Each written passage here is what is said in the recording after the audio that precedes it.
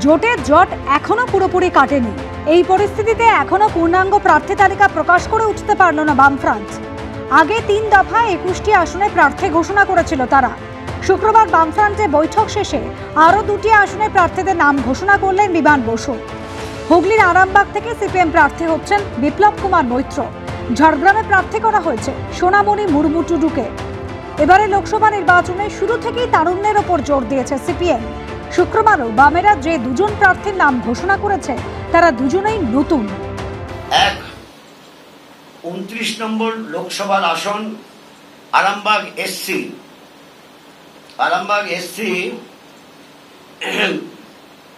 সেখানে সিপিএম এর বিপ্লব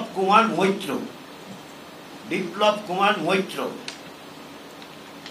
আর ঝাড়গ্রাম এসটি আসন সেখানে সিপিআইএম এর সোনামণি মুর্মু টুডু মহিলা, দুজনই নতুন প্রার্থী। কংগ্রেস এবং আইএসএফ এর সঙ্গে সামগ্রিকভাবে জোট করেই এবার লোকসভা ভোটে লড়াইয়ে নামতে চাইছে সিপিএম। কিন্তু কংগ্রেস এবং সর্বোপরি বাম শরিকদের মধ্যেও একাধিক আসন নিয়ে টানাপোড়েন রয়েছে। কংগ্রেস ইতিমধ্যে পুরুলিয়া লোকসভা কেন্দ্রে নেপাল মাহাতোর নাম ঘোষণা করেছে, কিন্তু পুরুলিয়া আসন কংগ্রেসকে ছাড়তে নারাজ ফরওয়ার্ড ব্লক।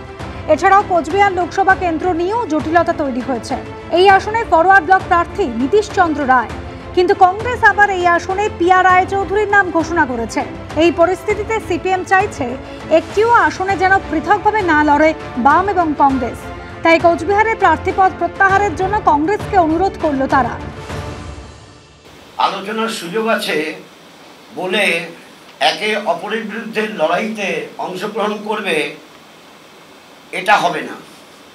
যেরকম ধরুন কোচবিহারে তাদের সেখানে কন্টেস্ট করা ঠিক না, আমরা তাদের আবেদন করব যে এভাবে কখনো বৃহত্তর মঞ্চ তৈরি করা যায় না।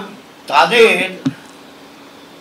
সময় সুযোগ আমরা দিতে চাই। এদিকে বড়নগর বিধানসভা কেন্দ্রে উপনির্বাচনে বিজেপির পর এবার তৃণমূলে প্রার্থী ঘোষণা করে দিলেও বামেরা এখনো পিছিয়ে রয়েছে। স্বাধীনতার পর প্রথম নির্বাচন থেকে টানা 6 বার বড়নগর বিধানসভা কেন্দ্রে জিতেছিলেন জ্যোতি বসু। প্রথমে অবিভক্ত কমিউনিস্ট পার্টি প্রার্থী হিসেবে, পরে সিপিএম প্রার্থী হিসেবে।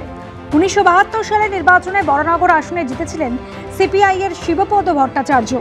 তারপর 1977 সাল থেকে 2011 সাল পর্যন্ত একটানা 34 বছর এই আসন ছিল আরএসপির দখলে। আমরা করব এবং দেব, আমরা লড়ব এবং জিতব। এদিকে লোকসভা নির্বাচনে প্রচারে বিশ্বকাপের ছবি ব্যবহার করে বিপাকে পড়েছিলেন বহরমপুরের তৃণমূল প্রার্থী ইউসুফ পাঠান। নির্বাচন কমিশনের কাছে তার বিরুদ্ধে নালিশ জানিয়েছিল কংগ্রেস। এবার সেই ঘটনায় কড়া পদক্ষেপ করল কমিশন। বিশ্বকাপের ছবি ব্যবহার করে আর ভোটে প্রচার করতে পারবে না তৃণমূল প্রার্থী, জানিয়ে দিল নির্বাচন কমিশন। উজ্জ্বল মুখোপাধ্যায়ের রিপোর্ট, এবিপি আনন্দ।